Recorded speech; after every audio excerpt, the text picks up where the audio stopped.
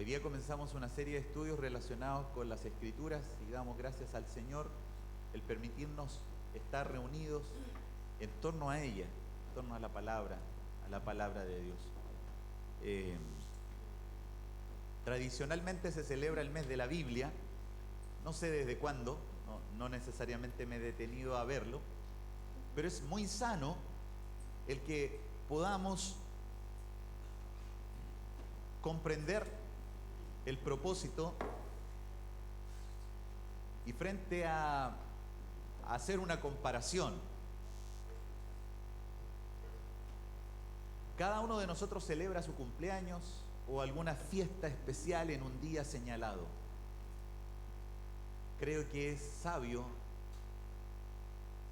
por el valor que las palabras de Dios tienen, que no estemos un día pensando en ellas, sino que sea, como dijo el salmista, mi meditación de día y de noche, y eso habla de una constante. Y qué sabio es el poder detenernos durante un mes a hablar de las Escrituras, a comprender lo importante que es. Si hay cosas que en un edificio son importantes, alguien pudiera decir son las ventanas, los vidrios. Mi casa vecina la arreglaron y desde el año pasado le pusieron solamente una protección para evitar que entrara el viento, no tiene vidrios. ¿Ya? Y está por atrás, no se da cuenta uno, lo conocemos nosotros que somos los vecinos. Sería muy diferente que el fundamento de aquella casa, después de todas las lluvias que han sucedido, pudiese haber tenido el terreno hubiese cedido, y de ahí que es relevante comprender en dónde se afirma nuestra fe, dónde nosotros podemos saber que si se mella algo fundamental, va a tener repercusiones mucho más grandes, mucho más fuertes. Jesús dijo, citando las Escrituras, lo digo hoy, ¿a quién compararé? A un hombre sabio, aquel que edificó sobre la roca. Y el necio es aquel que oye las palabras y no las hace y edifica sobre la arena. Porque en ambos casos vienen con ímpetu los vientos, las lluvias, y generan estrago. ¿Por qué hago esta introducción? ¿Se ha imaginado usted, o se puede imaginar, he tratado de hacerlo durante esta semana justamente para hacer este ejercicio, ¿se imagina usted si no tuviésemos la Biblia?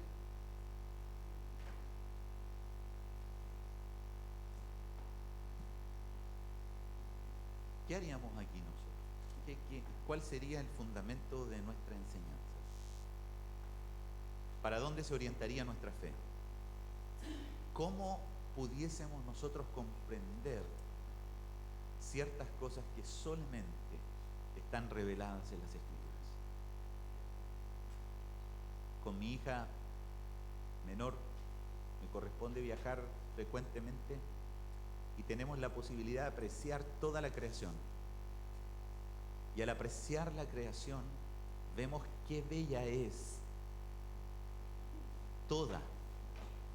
Usted se ha encontrado mirando un paisaje y de repente aparece un poste y un cable, o un cerco. ¿Cómo inmediatamente rompe el diseño de todo lo que está allí?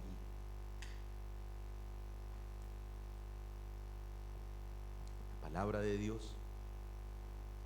nos enseña muchas cosas, y si usted y yo no creemos en ellas, se golpea firmemente nuestra fe, firme. Es por esto que quiero leer una declaración que justamente habla de lo mismo.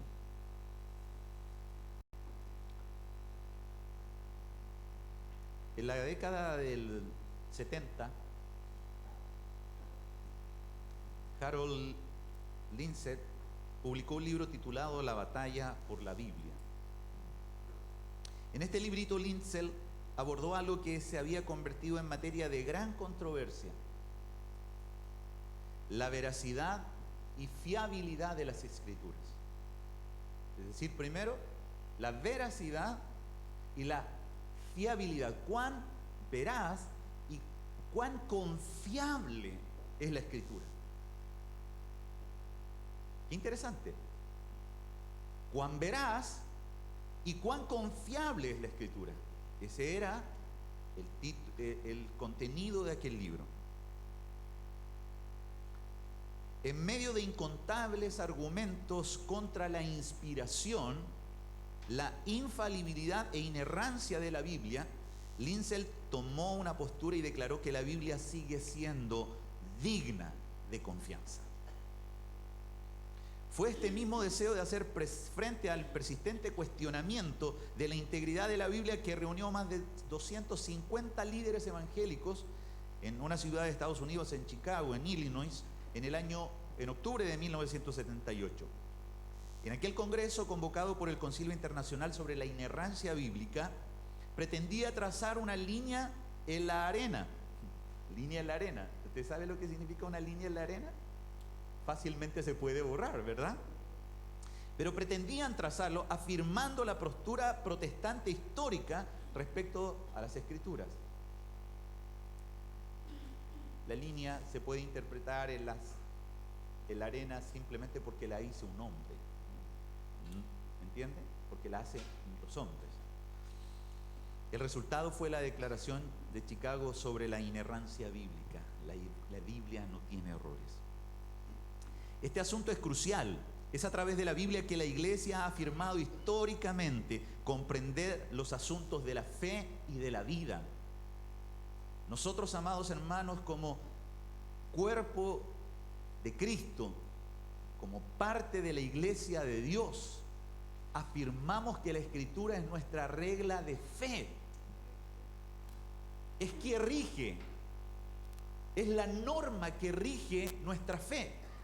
Pero aparte de eso, nuestra vida, es decir, nos da los elementos por los cuales nosotros, como identificados con Cristo, podemos entonces decir cómo debemos de vivir, cuál es la manera que tenemos de vivir. Puede ser una pregunta de cada uno de nosotros. Bueno, la palabra de Dios nos da a nosotros los elementos para entender cómo hemos de vivir, porque Dios los transmitió. Y habla desde la creación de Dios de todas las cosas a partir de la nada, porque Dios creó de la nada, a la significación de la vida, muerte, resurrección y ascensión de Jesucristo, hasta la consumación final de todas las cosas hacia la cual avanza la historia. Si la Biblia en lo que enseña respecto a estas cosas no es de fiar, no es confiable, ¿se imagina lo que nos pasaría? Si frente a la fe que nosotros decimos tener, si frente a la manera de vivir, nosotros decimos que esta es la manera que hay que vivir, o afirmamos, testificamos, confesamos que es la manera que hay que vivir, afirmados en las Escrituras, y después resulta de que las Escrituras no realmente resultan ser confiables, ¿qué pasa con nosotros? La iglesia queda en la especulación y no tiene nada, oiga bien, nada de valor que decirle al mundo, nada. Nos convertimos en personas morales frente a una ética, frente a una moralidad que alguien puede haber indicado en el mundo, pero no tenemos nada que decirle al mundo si la palabra de Dios pierde el valor.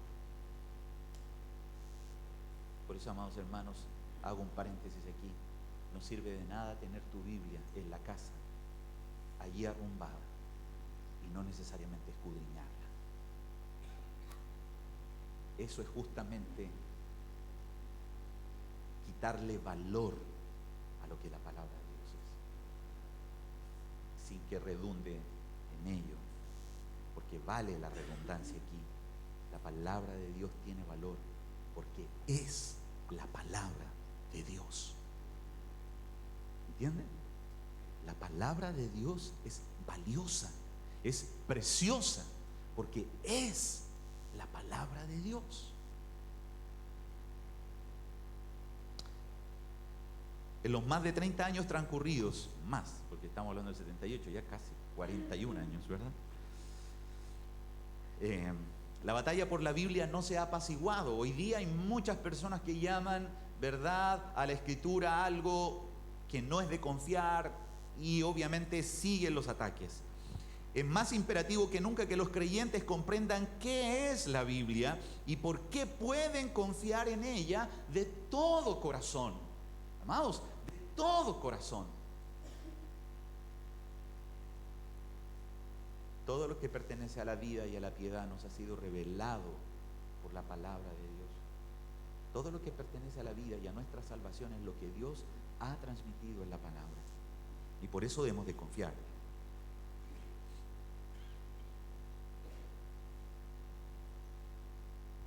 Esta es una declaración de R.C. Sproul. Por última instancia, dice él, me salto un párrafo: creemos que la Biblia es inerrante porque proviene de Dios mismo. Es impensable considerar que Dios podría cometer un error. ¿Ustedes creen que Dios ha cometido un error? ¿Seguro? ¿Dios ha cometido algún error? ¿Podría haber cometido algún error? ¿Por qué? Voy a hacer una pregunta de profesor de escuela bíblica. ¿Por qué creen ustedes que Dios no puede haber cometer algún error? Hable fuerte nomás. Somos puros alumnos aquí. Porque Dios es Dios perfecto.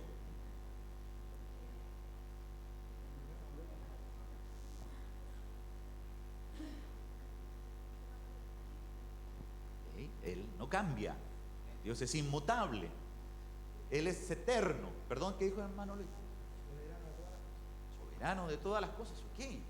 Pero nosotros cuando hablamos de que Él no puede errar es justamente porque nosotros hablamos y consideramos que Dios es perfecto, que Él no tiene ninguna imperfección en Él. Y por lo tanto, si la palabra que nosotros declaramos, confesamos y creemos que es la palabra de Dios, debe, por lo tanto, estar exenta de errores. Será un gran amor. Hoy día ese es el cuestionamiento. Hoy día cada maestro de la escuela bíblica, cada hombre de Dios, cada ministro se encuentra con inquietudes y cuestionamientos que vienen: ¿por qué la palabra de Dios dice esto? ¿Por qué la Biblia dice esto? ¿Por qué?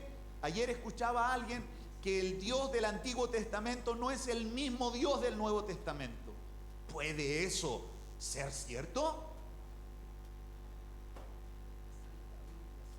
Que Dios ama a todos los hombres y que por lo tanto a nadie va a mandar al infierno. Amados hermanos, personas, creyentes, amigos que están acá,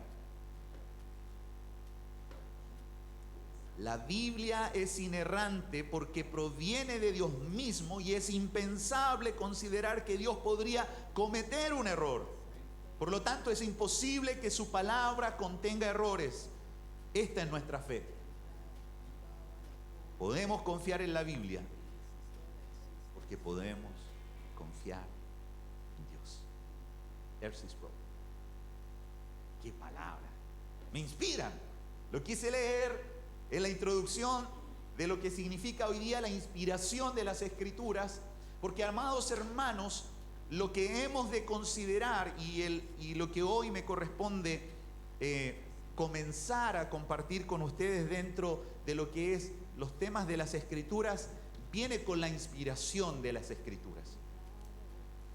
Y esta frase para mí, de que podemos confiar en la Biblia porque podemos confiar en Dios, es algo que realmente puede a nuestra vida darnos paz.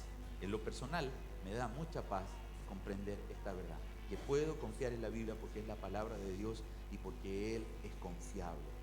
Yo confío en Dios. Aún en mi debilidad, yo confío en Dios. Bien.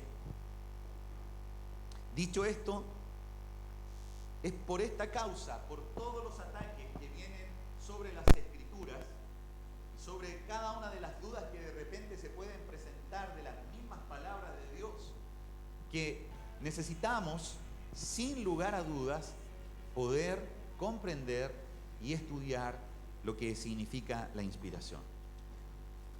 Y por lo tanto, voy a usar como base la teología, un curso de teología de uno de los amados hermanos que ha sido uno de mis maestros, por su libro, no porque ha sido directo, don Francisco La Cueva. Y quiero tomar como base justamente esta teología para desarrollar este punto. Bien, ¿cómo hemos de entender la inspiración? Porque lo que vamos a estudiar hoy día es la inspiración. Y puede ir a 2 de Timoteo capítulo 3 versículo 16 para poder de alguna manera estudiar sobre la inspiración allí.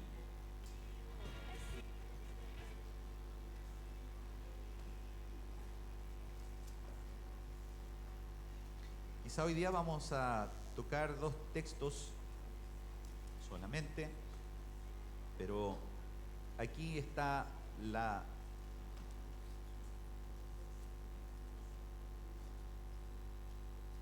vamos a leer del versículo 15, 16 y 17.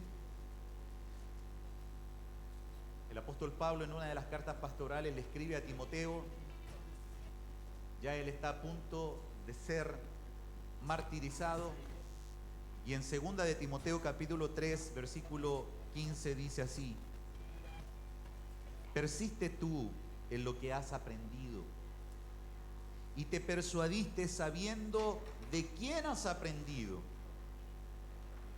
y que desde la niñez has sabido las sagradas escrituras, las cuales te pueden hacer sabio.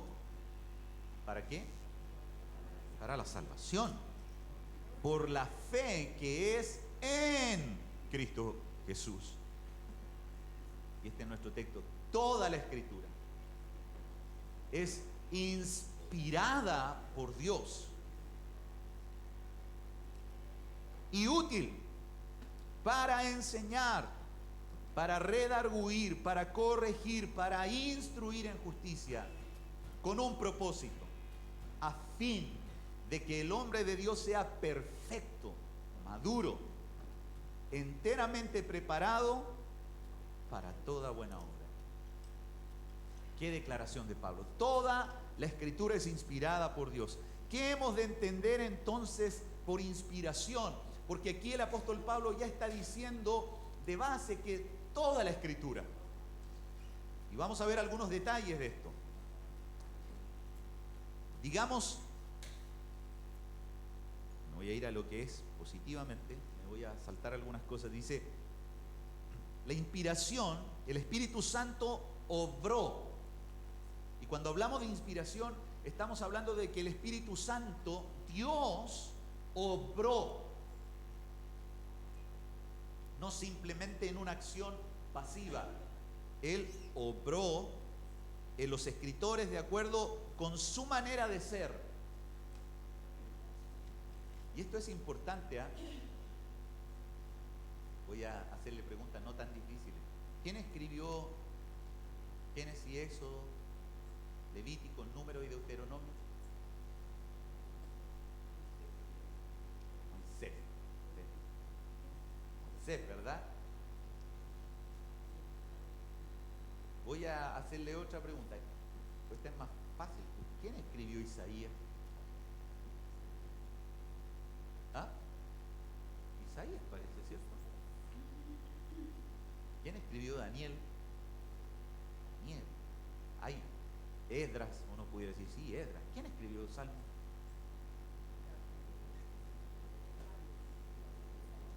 Varios, ¿verdad? Ustedes saben que los salmos es como el himnario y hay diferentes.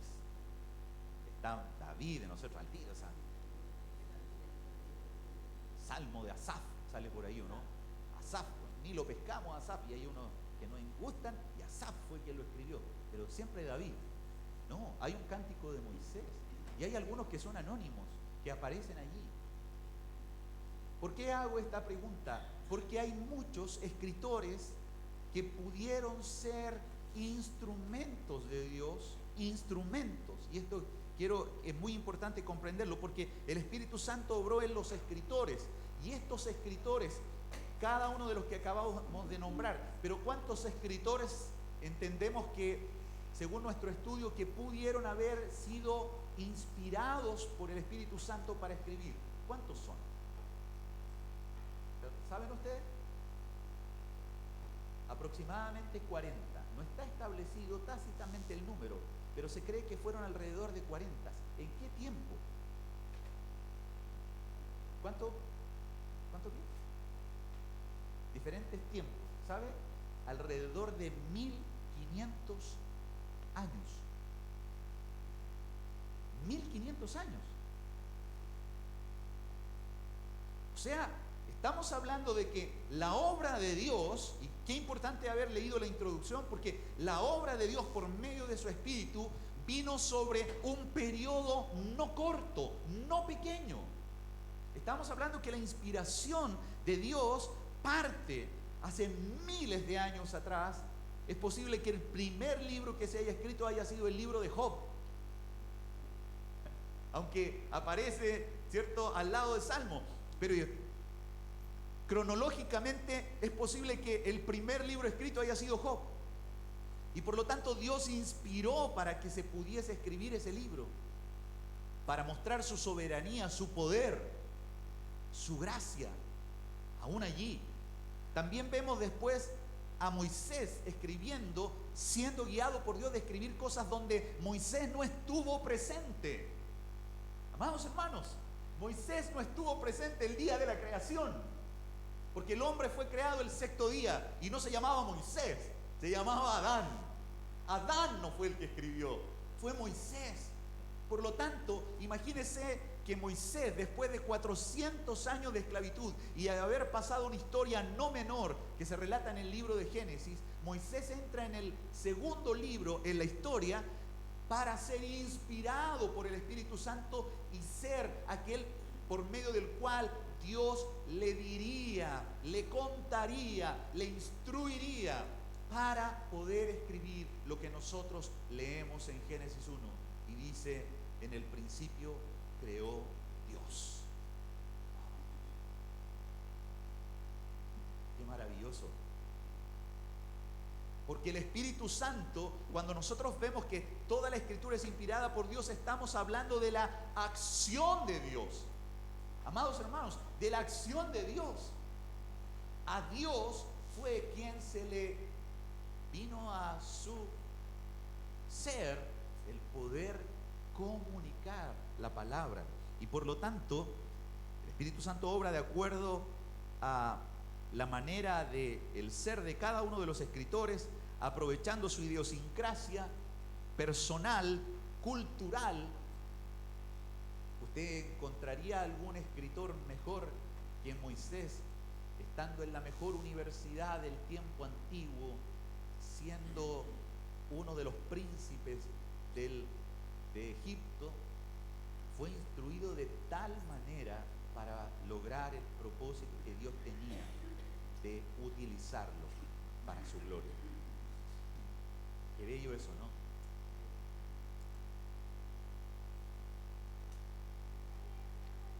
El Espíritu Santo iluminó las mentes. El Espíritu Santo guió su memoria y controló la influencia del pecado y del error para que no se malograse su trabajo en todo. Sin embargo, los dejó expresarse a su manera, según su estilo y vocabulario y de acuerdo con su tiempo. Por ejemplo, nosotros vemos una manera muy diferente ¿cuántos van leyendo Ezequiel? ¿Me puede levantar su manito? ¿Cuántos van leyendo Ezequiel ya? Muy bien, Andrés. Mire, mire qué linda mano, ¿eh? Mírenla, mire. El Andrés.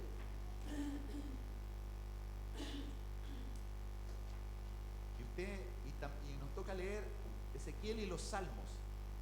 Qué diferencia, ¿no? Cómo de alguna manera Dios se revela para que Ezequiel pueda escribir en Babilonia, y cómo él escribe, y hay cuestiones tan dramáticas que allí se describen. Si comparamos Ezequiel con Jeremías también, pero Dios usa a cada uno, pero además los cuida, porque el Espíritu Santo está supervisando a cada hombre para que puedan comunicar lo que Dios quiere que se comunique. Ustedes leímos Jeremías ya, y ustedes saben que Dios le dice a Jeremías que fuera a leer en el templo lo que él había escrito para declarárselo al rey. ¿Y sabe lo que hizo el rey después que se lo leyeron? Saca su cortapluma y había un brasero. Estoy citando Biblia, este es un relato histórico. Y él, a medida de que cada una de las palabras que Dios había hablado por el profeta Jeremías las va leyendo, él saca una cortapluma y empieza a cortarlas y echarlas en el fuego. Y la pregunta es, ¿y qué pasó con ese escrito si era la palabra de Dios? Baruch, porque no escribió Jeremías, Baruch, que había sido el emanuense, el secretario de Jeremías, para quien Jeremías hablaba, y Baruch escribía, ¿cómo se le habrán abierto los ojos al poder decir, el rey quemó el rollo? ¿Será posible que pueda volver a replicarse las palabras que Dios había hablado?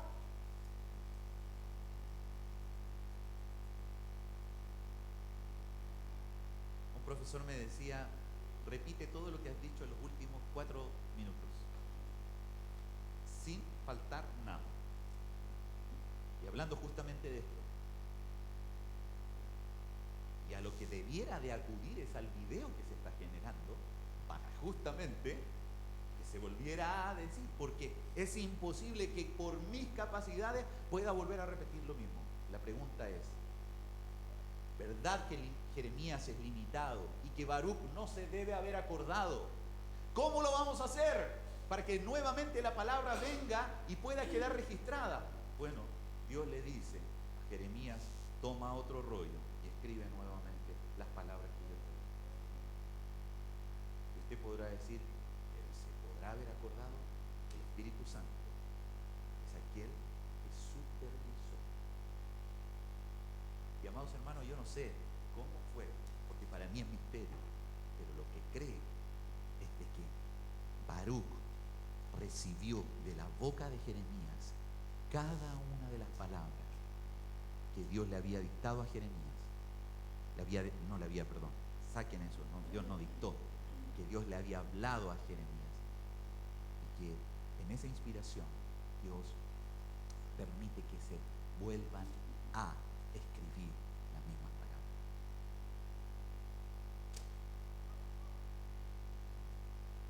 Cada uno de los autores escribió de manera diferente, pero Dios se encarga, y lo que acabo yo de hablar habla mucho de la preservación de las escrituras. Bueno, el texto que acabamos de leer, segunda de Timoteo, capítulo 3, versículo 16, habla justamente de la inspiración plenaria, porque la tía Elsa, mi hermana Elsa, y yo acabo de hablar en un momento de que Dios en algunos momentos dictó ciertas partes de la Escritura. Alguien en alguna oportunidad ha dicho así, no sé si usted lo ha oído: todas las palabras que salen en rojo en la Biblia, créala a pie junto. ¿Por qué? Porque las habló Jesús. Y así dicen algunos. Pero todo lo que está en negro merece nuestra duda. ¿Es correcto eso? ¿Por qué no? Porque Dios en algunos momentos efectivamente le dice a Moisés: escribe las palabras que yo te digo hoy. escribe lo que te estoy mostrando. En algunas palabras, cuando estuvimos estudiando el Pentateuco, nos encontramos, y Jehová Dios dijo, dos puntos, y comenzaba justamente a mencionarse todo lo que Dios había comunicado, y es posible que ese haya sido una escritura textual de lo que Dios había declarado. Pero, amados hermanos, todos los sucesos que de alguna manera están allí escritos también son palabra de Dios. Y es importante comprender eso. Toda la escritura se refiere a cada uno de los escritos sagrados, a cada uno. ¿A cuánto le gustaría tener una Biblia más chica, con menos texto de los que hay? Y ojalá que salieran aquellos que hablan del pecado.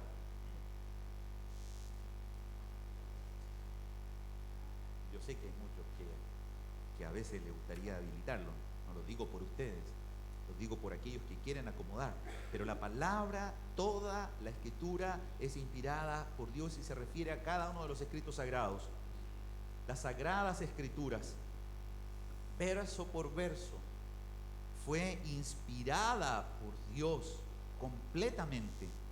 ¿Y qué significa la expresión inspirada por Dios? Bueno, es interesante, muy interesante esta palabra, porque esta no es una palabra que esté la inspiración en el texto. En 2 de Timoteo 3:16, el apóstol Pablo crea una palabra. Esa era la virtud del griego, de que él podía crear una palabra. Y aquí aparece un concepto que quizás nunca más se va a acordar, que es theopneustos. Y esta palabra en griego particularmente nos habla de que es expirada por Dios, de adentro hacia afuera. Dios es como que está soplando, está declarando su palabra y Él la sopla sobre los escritores. Y es muy importante esto en virtud de que la escritura es una iniciativa de Dios. Viene porque Dios quiere que esto se haga. Dios quiso que nosotros pudiésemos tener las escrituras hoy día en nuestro poder, porque era imposible, como hablábamos delante, que por medio de la creación y de nuestra propia conciencia, voluntad, pudiésemos conocer la verdad de nuestra condición frente a Dios. Nosotros cuando escuchamos a un pajarito, el pajarito no nos está diciendo eres un pecador y necesitas arrepentirte de tus pecados y volver a Dios. No nos está diciendo eso. Él está justamente trinando en virtud de la orden que Dios le dio cuando lo creó. Cuando admiramos una puesta de sol, decimos qué romántico, qué maravilloso, ¿verdad? Es una puesta de sol. Admirable cual amanecer. Y llegamos hasta ahí, amados hermanos, pero no hay una posibilidad de comprender ciertas cosas si no nos llega la palabra. Por eso, el soplo de Dios, la exhalación del pensamiento de Dios, es lo que de alguna manera se define como inspiración.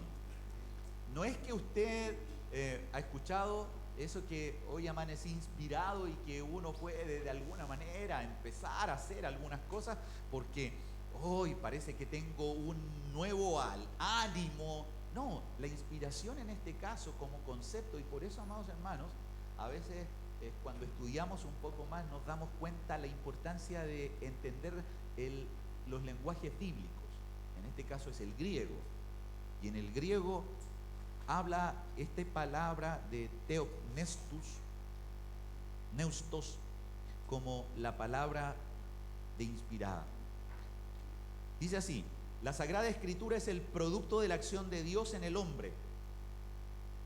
Es el producto, esto que está aquí, que usted tiene en sus manos, es el producto de la acción de Dios en el hombre. por él escogido para ser su instrumento y escriba.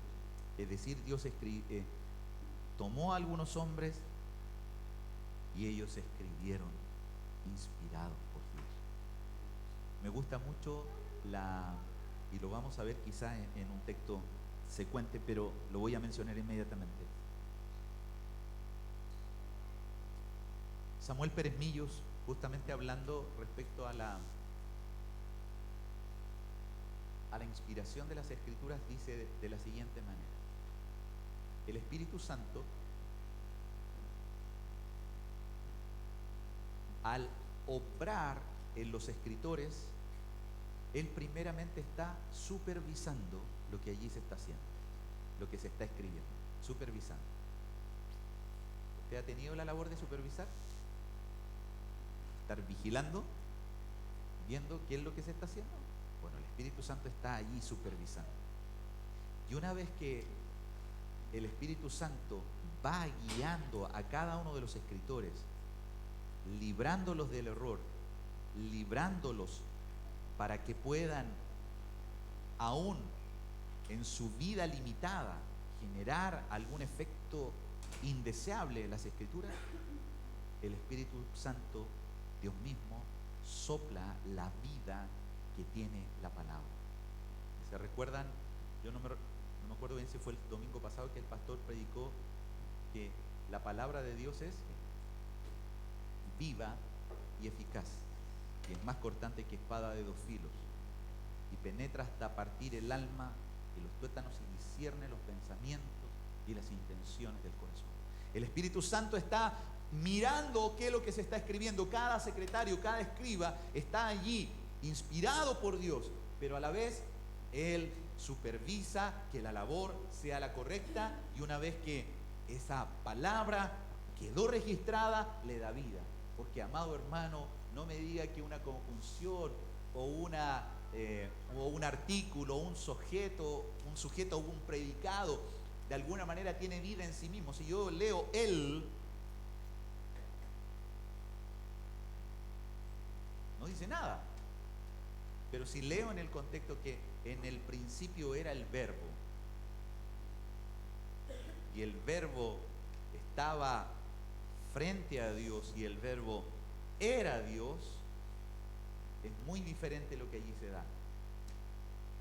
Esta es la palabra que da vida, esta es la palabra que tiene vida, no la que nosotros de alguna manera declaramos.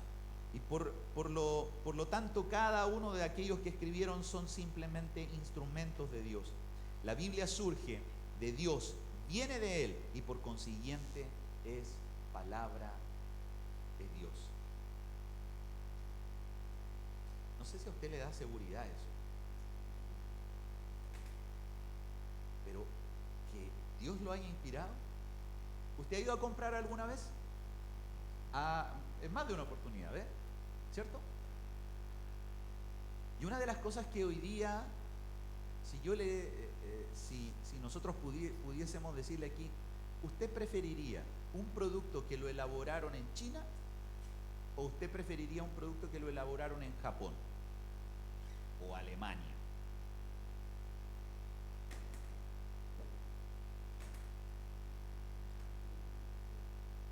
Alemania.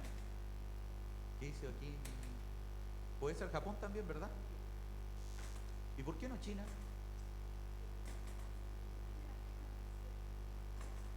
Porque tiene una mala fama, dijo la isla así, tiene una mala fama. ¿Perdón? Tiene un desprestigio, ¿verdad? Por lo tanto, nosotros pudiésemos ocupar esta observación que yo hago, que usted va a adquirir aquello que le trae mayor confiabilidad, ¿verdad? Si le ponen un mismo producto del mismo valor, pero una procedencia es de China y la otra de Japón o de Alemania, sin duda, creo yo, que todos los que estamos aquí, ¿dónde nos iríamos? A adquirir el producto que no es de China. En este caso, amado hermano, si yo voy a una congregación donde me dicen la profeta, tanto Elena de White, la voy a nombrar. Yo estudié en un colegio adventista. Y el colegio adventista, particularmente, una de las cosas que hizo conmigo fue tratar de... Habían pastores allí, y esos pastores no saben cuánta literatura me regalaron. Y entre ellas, el conflicto del cosmos. Elena de White. Uno de los libros más importantes para la iglesia adventista. Y aunque ellos digan que no. Usted se ha encontrado con el libro de Mormón. Qué importante, ¿no? Claro que no. Una de las cosas, amados hermanos, que yo hablo al citar esto, y al citar además esta profeta, yo lo hago con también una intención, porque, amados hermanos, si me voy también a la palabra del Señor, en segunda de Pedro, en el capítulo 1,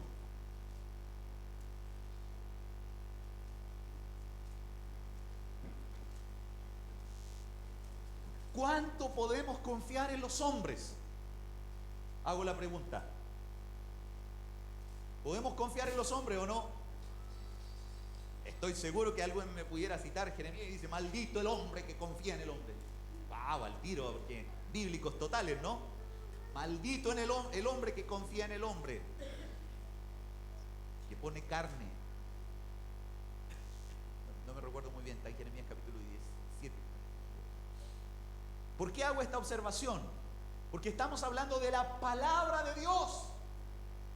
Amado hermano, iglesia de Dios, usted sabe lo que significó en tiempos de la iglesia donde el poder de aquellas autoridades en la iglesia se declaraba como importante y superior a las escrituras, todo lo que sucedió.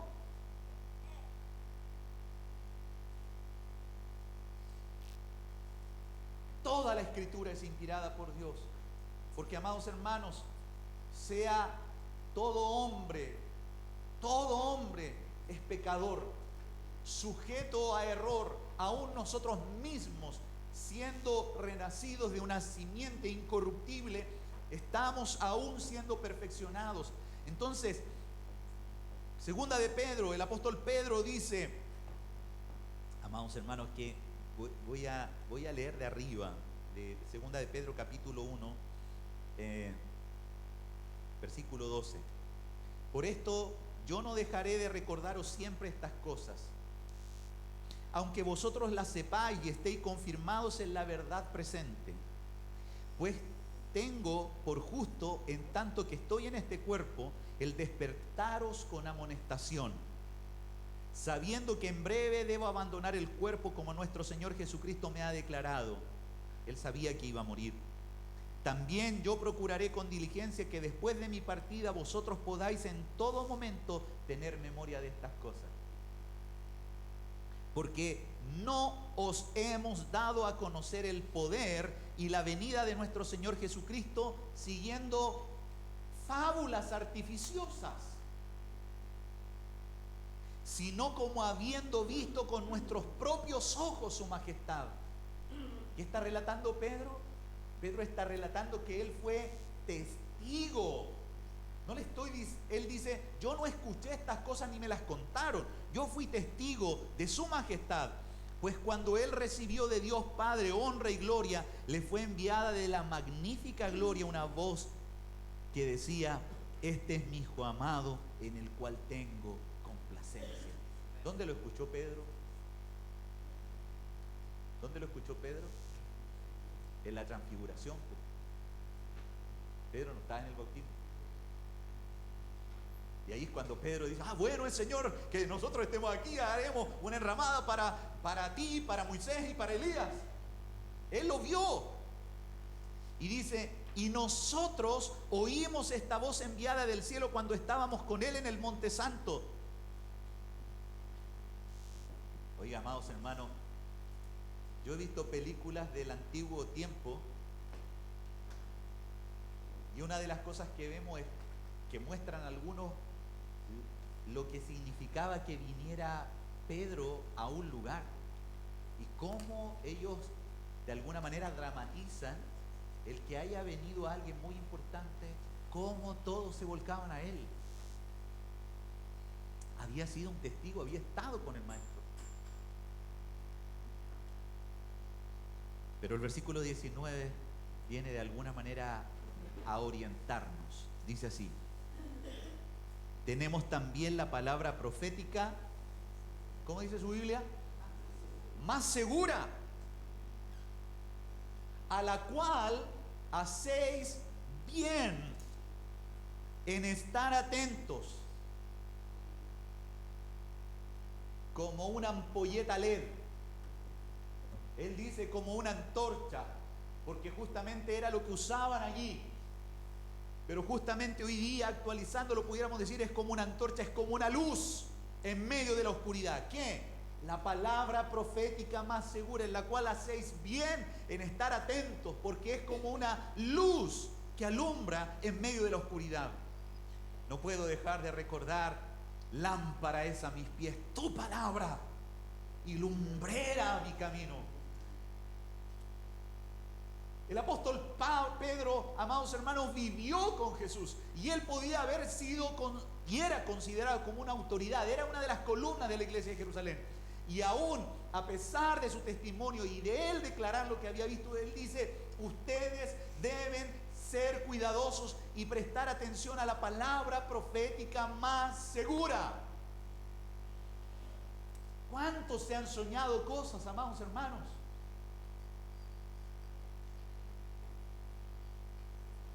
Y a veces justamente lo que nos hemos soñado nos hace ciertamente pensar de que somos las palomas más bellas del reino de Dios, ¿o no? Algunos justamente también pueden decir: esto es lo que viene, y el sueño es más importante que la palabra de Dios.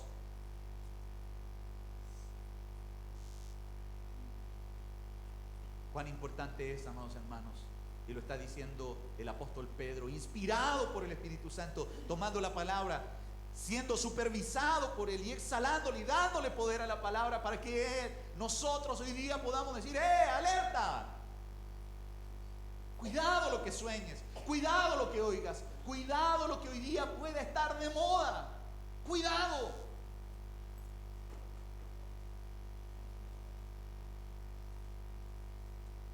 Como una antorcha que alumbra el lugar oscuro, hasta que el día esclarezca y el lucero de la mañana salga en vuestros corazones, hasta que Dios pueda iluminar en nuestras vidas. Hay que orientarse a la palabra. Amado hermano, la consejería no son tus consejos, es la palabra de Dios. ¿Cómo hemos de vivir la vida? Es en la palabra de Dios. El Evangelio no es tu testimonio. El Evangelio es la persona de Jesucristo revelada por medio de la verdad de Dios. Porque en ningún otro nombre hay salvación. No hay en ningún otro salvación. Entendiendo, versículo 20, primero esto, ¿qué debemos entender? Que ninguna profecía de la Escritura es de interpretación privada. Cuidado con la secta. He oído últimamente que hay algunos por allí que limitan que se junten con otras congregaciones. No les conviene, porque si escuchan lo que nosotros estamos predicando, lo más probable es que se den cuenta del error. Y a esos falsos profetas y falsos maestros no les conviene que algunos se junten con nosotros. La interpretación no es privada. ¿Por qué nos unimos aquí? ¿Por qué nos reunimos? ¿Por qué usted puede hablar? ¿Por qué usted tiene acceso a la palabra? ¿Usted sabe que históricamente antes se predicaba en latín y nadie entendía?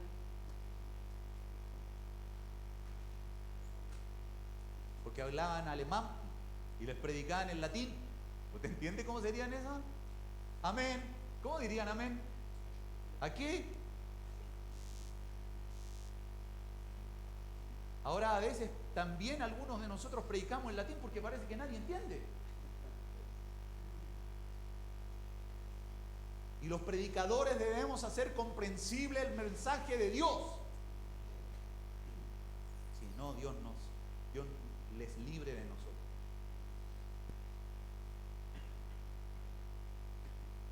Cuando algún hermano o alguna hermana salga iluminada y le diga, yo entendí esto de la Escritura, a ver, veámoslo por la Escritura. Y, amados hermanos, no se imagina usted cuántos intérpretes de la ley han salido. Ni se imagina. Pero aquí el apóstol Pedro entiende y declara, dice, entendiendo primero que ninguna profecía de la Escritura es de interpretación privada. La Iglesia Católica le dijo al hermano Martín Lutero, hermano Martín, ¿tú sabes si le damos el libro al vulgo? Y no me recuerdo bien de lo que él contestó, pero la Iglesia Católica decía en ese momento que si no entendían las cosas, cuántas malas interpretaciones se podían dar. No sé si alguien se recuerda de cómo termina la frase. Lino, Felipe, ¿recuerdan? ¿Alguien? Sí. Bueno, Martín Lutero en su defensa dice, mi conciencia está cautiva de la palabra de Dios, pero cuando él habla de que démosle un libro, porque Martín Lutero fue el que propició, él tradujo la Biblia al alemán y al alemán común para que todos lo entendieran. Y en ese momento él dice, estoy seguro que si nosotros le damos la palabra de Dios lo vamos a hacer libres, porque la palabra de Dios es poderosa, porque la palabra de Dios es la vida, la palabra de Dios es la que cambia el corazón del hombre. Voy a contar una anécdota. Ustedes conocen a aquellos gedeones que de alguna manera reparten Biblias, ¿verdad? Y las hacen gratis. Cuenta alguien, a propósito del poder de la palabra, que alguien le dio a un drogadicto una Biblia y le dice, oh, este papel es especial justamente para hacer su pito. Entonces él va y le dice, no tengo problema, le dice aquel, y usted podrá cuestionar lo que él dijo, pero él dice, yo no tengo problema de que tú saques y arranques un trozo de este libro y lo fumes, pero con un compromiso, que antes de arrancar esa hoja, tú la leas. Ese hombre se convirtió por el poder de la palabra. Hoy día habría iglesias mucho más santas, hombres más temerosos, hombres y mujeres, jóvenes y niños que pudiésemos estar rendidos delante de la presencia de Dios si fuéramos a la palabra y comprendiéramos el mensaje que Dios allí ha manifestado. Sería muy diferente, amado hermano, porque la palabra de Dios es viva. Martín Lutero tenía razón en lo que dijo. El riesgo era grande, en muchas malas interpretaciones, pero aún así, cuánta libertad ha producido la palabra de Dios. Porque la profecía, versículo 21, nunca la profecía fue traída por voluntad humana. Amado hermano, no fue que se le ocurrió a estos hombres simplemente hacer un escrito y comunicarlo. Es Dios quien obró soberanamente, poderosamente, santamente, para que estos escritos pudiesen estar allí. Nunca fue traída por voluntad humana. Qué bueno esto, una vez más declaro, las salvaciones del Señor y la iniciativa siempre es de Dios. Nunca tendremos la oportunidad de nosotros decirle a Dios, Dios, yo te busqué, porque el hombre no busca a Dios, sino que los santos hombres de Dios hablaron siendo inspirados por el Espíritu Santo. ¿Y sabe qué palabra se usa aquí en el concepto de inspiración? No se usa teoneustos, sino que particularmente aquí se habla del soplo de Dios, que Dios sopló. Y la figura que se representa en este texto y en este concepto, ustedes conocen a los barcos a velas que había en la antigüedad y que aún existen, ¿cierto? Entonces la inspiración es justamente ese soplo que viene y que guía y da impulso a ese barco de vela. Aquí dice la palabra que no vino por voluntad de hombre, sino que los santos hombres de Dios hablaron, escribieron, habla de una forma de comunicarse, siendo inspirados por el Espíritu Santo.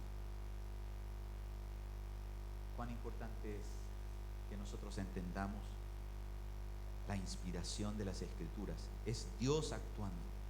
Ahora, tengo un minuto, simplemente que ustedes saben que no me voy a tomar un minuto.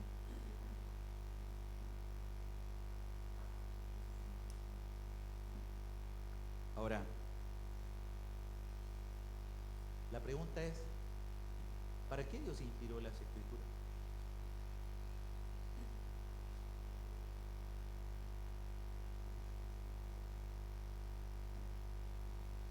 ¿Para qué Dios inspiró las Escrituras? Porque uno puede decir, conocemos de historia, ¿verdad? Conocemos cómo Saúl estaba a la casa de David, cómo David le roba o le quita la lanza con su soldado al lado, con su escudero al lado de Saúl, y le saca la lanza y su vasija y le grita: ¡oh rey! Son dignos de muerte los que no han velado por tu vida, porque Jehová Dios te puso en mi mano. Es un relato narrativo que allí se nos muestra. ¿Es solamente para eso? Bueno,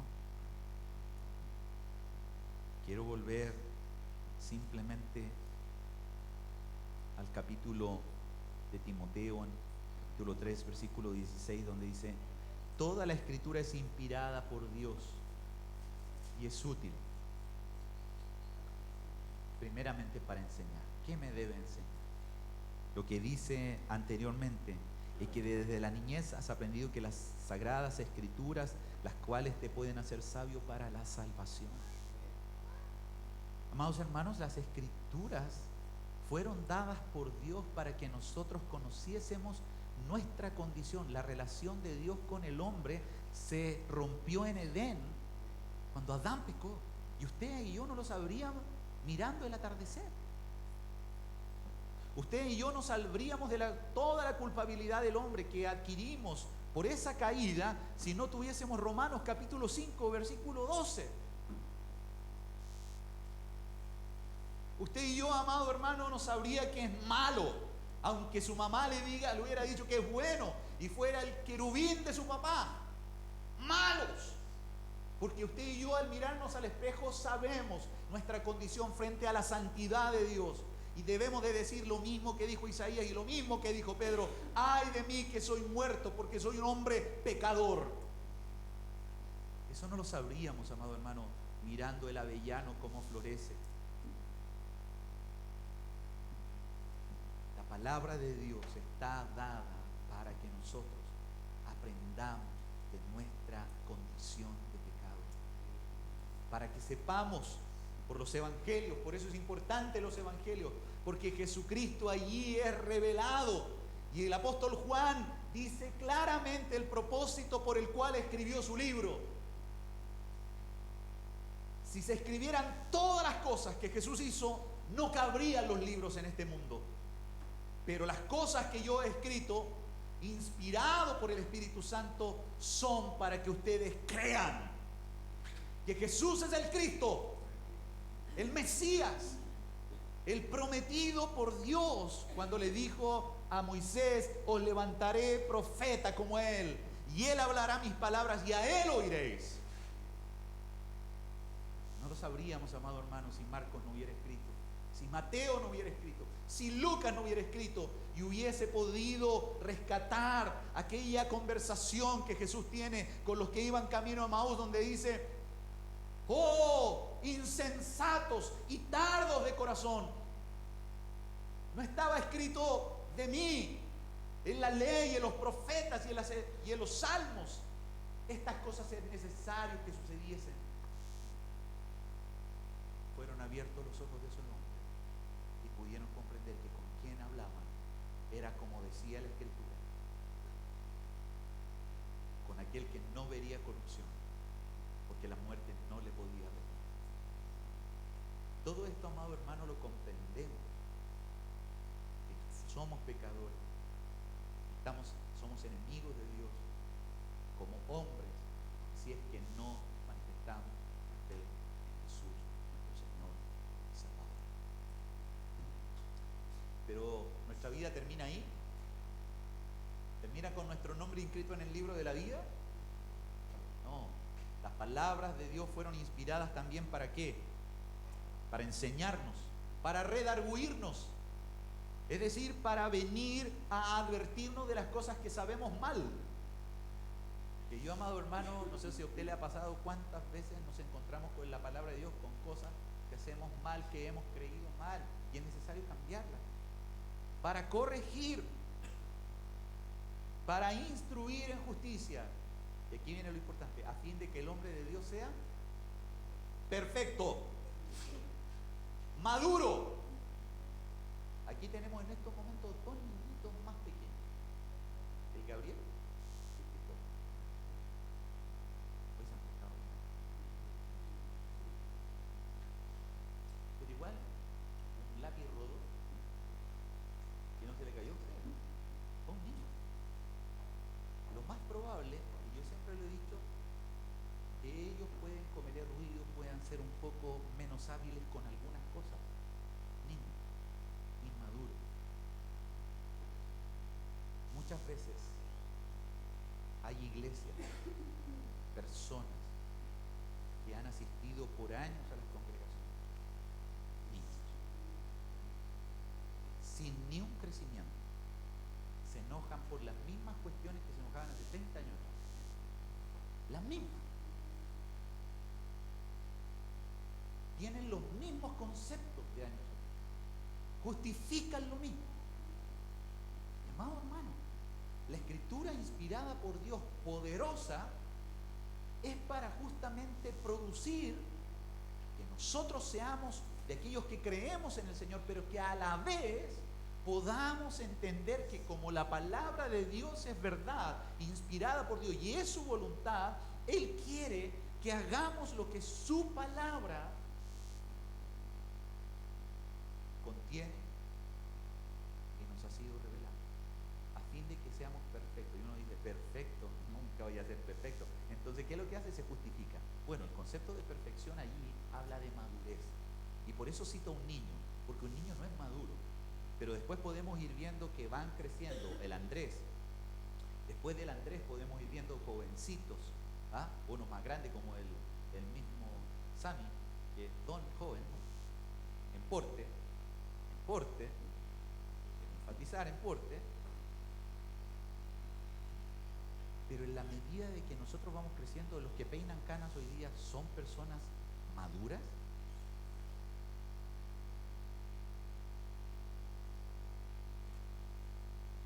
David era un hombre o un joven maduro, siendo joven,